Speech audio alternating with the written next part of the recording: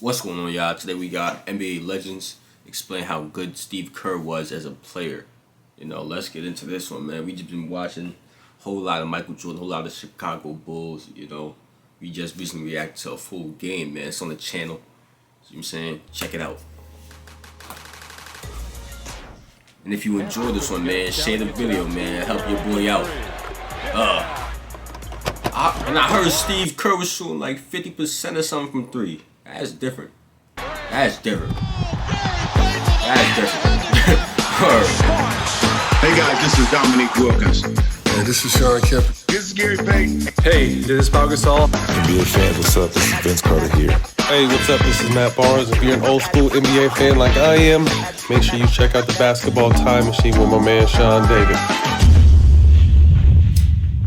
Hello, good day everyone. How's it going? My name is Sean David, and I welcome you to your weekly dose of old school NBA basketball. In today's episode, I would like to take a look at NBA legends talking about Steve Kerr, the player. Now, obviously, we all know that Steve Kerr nowadays is a very successful NBA coach, but back in the 1990s, obviously, he played for the Bulls, he played for the Cavs, he played for the Orlando Magic and the San Antonio Spurs. So let's take a look. But before we start with that, let's take a quick look at the sponsor of today's episode. Today's video and how Get your money, try my your brother. creative.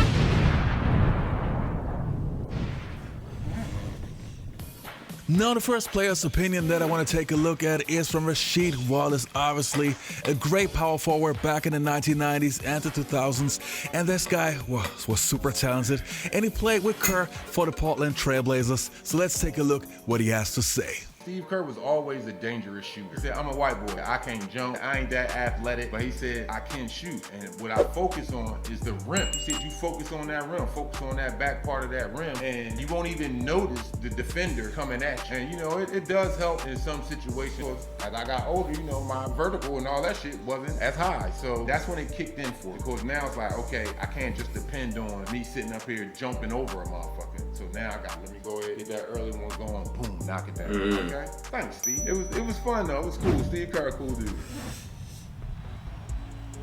This team is one. Our leadership is strong, positive, very determined, and it filters down to the rest of the players. And we never let anybody give up. So do you two even remember the first time you met each other or what you thought of each other? Man, I don't want to hear this. Oh, wow. I mean, when I first met him, I was playing against him, obviously, but I saw him as just a small guy. He was known as a shooter, but he was a lot more than that once I was able to get to know him and we became teammates. I could always rely on this guy to help me get close to a triple-double. I appreciate you being nice. That was a good answer. And the next player's opinion that we're going to take a look at is from Michael Air Jordan, who obviously played with Steve Kerr. Steve Kerr is so humble, bro. That's one thing I noticed about him. He's so humble, bro. Even when talking about his team and his players, he's humble. For the Chicago Bulls. Let's take a look. So one day at practice, Phil put Steve Kerr guarding me. We were on opposite sides. I heard this story scrimmage, before. And he's talking. Yeah, all he kinds wasn't of too humble trash. today. You know what I'm saying? This day he pissed wasn't too because, humble. we're Or being as soon as our I say team. stuff, man. Phil sensed my aggression, but he was trying to tone me down, and he starts calling these tick-attack fouls. Now I'm getting mad because for you to be protecting this guy, it's not gonna help us when we play New York. It's not gonna help us when we play these teams that are very physical. Next time he did it, I just hauled off the and I said, when I fouled Steve Kerr, I said, now that's foul. I have a lot of patience as a human being, but I tend to snap at some point because I'm extremely competitive too. Okay, so just he's not really still good on his enough to humble back shit. it up usually. Like we just push But him I'm to that going. limit. I'm going. I'm gonna fight. He hauls off and hits me in the chest. And I just haul off and hit him right in the eye. And Phil just throws me out of practice. We've seen the video before, too, of the huddle beforehand. He comes up. I'll be ready. You should take me through that. And I remember again, you this. talk about big stages. I remember this. Steve Kerr talked about that situation. He talked about how Mike was so calm, cool, collected, didn't want to give or let them know what they was doing, what they had planned. Steve Kerr talking about, I'm ready, I'll be ready. See Mike just there like, be ready, kid. He just like shaking his head. He not trying to make it hot. Steve made it OD hot. What It didn't Kenny's talking matter though. about hitting all those threes knocked that came on the ball line up in the NBA for a Finals, fact. and it was your moment. Yeah, I mean, it's been replayed on NBA TV several times, so I always have the TiVo ready and gather the family around. No, I mean, you know what? That's the moment that every kid dreams of, and to actually have lived it is Nah, pretty for real cool. though.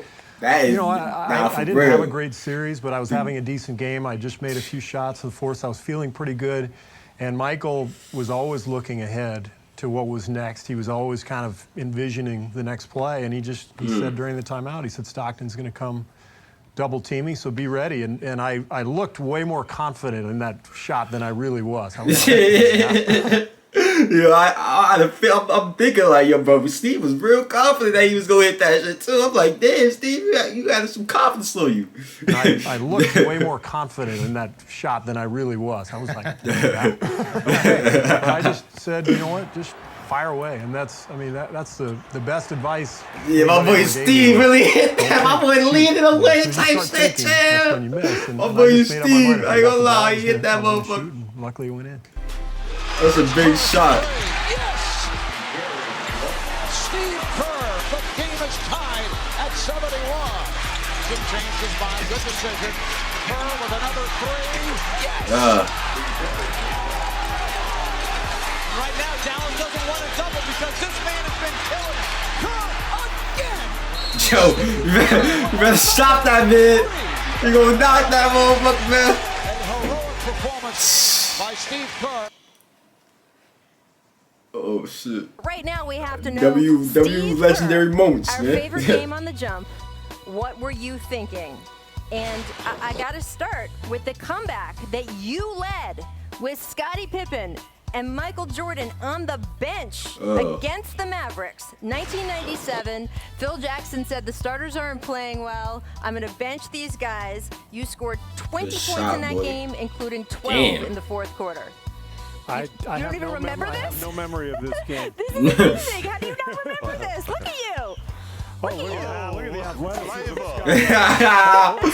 Yo, I ain't gonna lie, I love Steve, man. Steve Kerr's a great guy. He a great guy, Must man. have dug deep to find that box score. We really look. We try, man. We try on this thing. 6, and we saw Michael Jordan giving you a little chat beforehand. Can you take us through what was going on there? Well, this looks like the same game, the Dallas game. All right, so here we go. Okay. Yeah, they're a little bit behind. Yeah, I got you. Yeah. Well, my first question is, what was I thinking with that haircut? I mean, the biggest moment of my career, and I have the worst haircut. Portland will send Steve Smith to San Antonio in exchange for Derek Anderson and Steve Kerr. One of the options was trading him, and when you make a trade these days, you have to match it up with salaries, and I was thrown in on top just to make it work. You know, we were teammates 3 years later in Portland, which was really fun. Steve Kerr come on the floor. I never knew that. I ain't gonna lie. Goes back on top. Steve Kerr for 3. Kerr open for 3. I had to wait.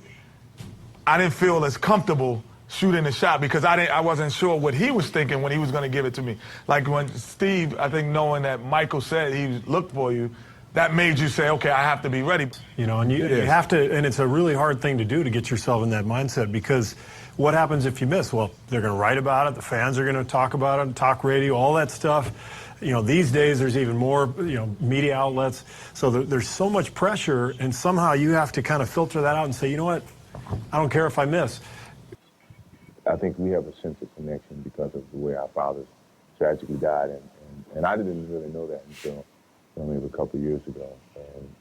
And he seems to have utilized that in a very positive way, and that's something that I thrive upon, is the education of knowing my father when he taught me how to pursue that and move on in life and pass it on to our kids. And I think it's very evident that he does the same thing, and he's a great teammate to have. You know, back in the days, I always liked Steve Kerr. I'm not only talking about his great personality, but as a player, I always had a thing for guys who weren't physically as gifted as most of the players, but who had great fundamentals. And if you take a careful look at the way how Steve Kerr played back in the days, it was always super smart in terms of always being in the right position, always a guy who really gave 100% on the floor, a great shooter, still until this day, percentage-wise, the greatest shooter of all time. So Steve Kerr, this episode was for you. And that's tough. Someone let me know in the comments what his exact 3-point percentage was, man. That's different. I ain't gonna lie. Let me know what other reactions y'all want me to do, man. Any other Bulls players that did videos like this on, let me know. I'll get into them. Share the video, y'all, if y'all enjoy. It'll help your boy out. I would appreciate it as well. Subscribe. That last reaction right there, you know what I'm saying? If you're wondering what I'm pointing at. You know what I'm saying? And I'm out of there, man.